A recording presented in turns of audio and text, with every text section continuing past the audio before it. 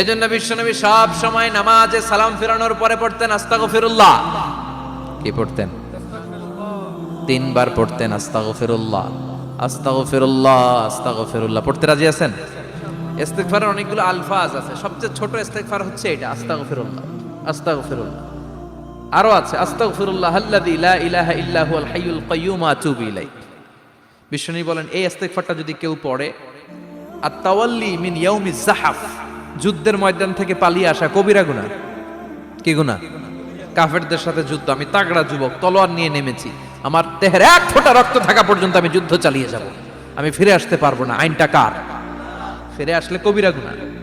বিশ্বনবী বলেন যুদ্ধের ময়দান থেকে ফিরে এসেছে এরকম কবিরা গুনাহ অবলম্বনকারীও যদি আস্তাগফিরুল্লাহ আল্লাযী লা ইলাহা ইল্লা হুয়াল হাইয়ুল কাইয়্যুম ওয়া আতুবু ইলাইহি পড়ে, ওই কবিরা গুনাহকারীকেও ক্ষমা করে দিবে কে?